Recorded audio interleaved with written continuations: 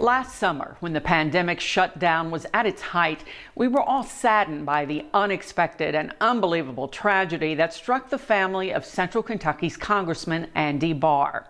Now, for the first time, Barr sat down with me for a candid conversation about the day his wife Carol died, what it's like to carry on without her, and the bill he filed just today to honor her memory and possibly save other families from the same heartache.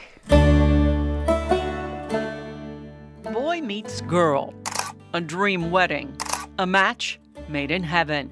So the pictures tell the story of Andy and Carol Barr. This one, the last family picture ever to be taken, June of 2020. We were out on a horse farm and it was a beautiful day and we had a great day. We weren't together that long.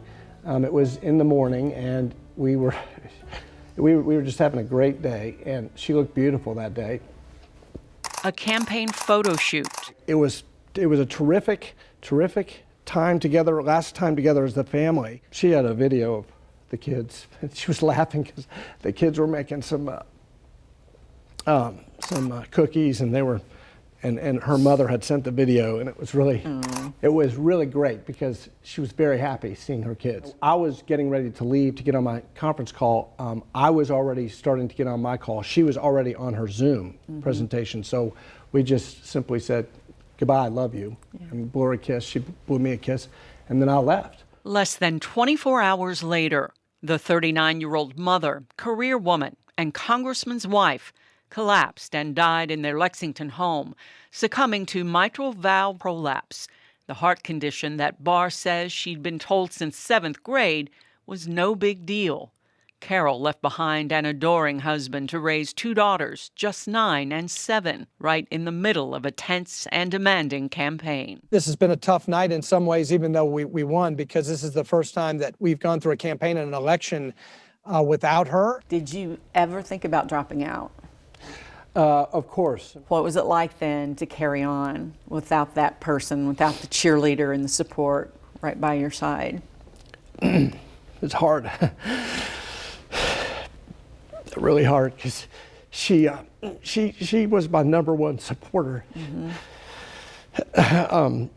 She really was. She did everything for me. Roughly 10 weeks after Carol's sudden death, candidate Andy Barr reemerged, first with a thank you. There's no words to express the gratitude. There was so much of outpouring of support, love, sympathy from the community. I felt it was only appropriate to just thank everyone. Thank everybody for, caring for us during our time of grief, and remember Carol. Carol was the greatest gift God could have ever given me. She was more than a blessing to me, to the girls, and to everyone who ever knew her. The next ad, Barr says, was in response to his opponent's claim that he didn't care about people with pre-existing conditions.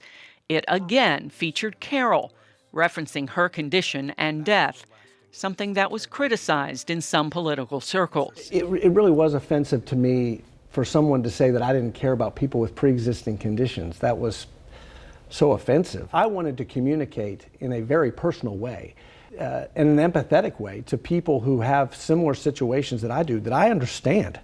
I understand and I care. That concern is what Barr says is driving his next piece of legislation, the Carol Act, aimed specifically at researching heart valve disease, like Carol's. MVP is fairly common in men and women, affecting about 2% of the population, but only 0.2% of them die from it. The problem is there are no risk factors identified, no way to know when it might be fatal.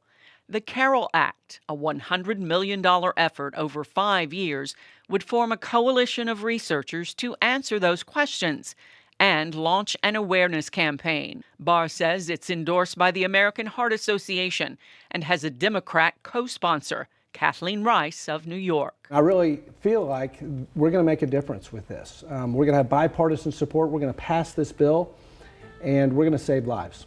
Keeping other families whole, making the Carol Act part of a lasting legacy. She was a very devoted mother. She was a great mom. And that's her greatest legacy is every time, she lit up a room. And, you know, I think her girls will do that too, and people will be reminded of their mother when they see them. Congressman Barr revealed to me that Carol had a flare-up in late 2019, then some pain in her chest in March of 2020. She had plans for a stress test at the time of her death, but that was on hold because of the pandemic restrictions, reminding us all that elective procedures are important too. In the Congressman's words, it may not have saved her life, but it might have given her a shot.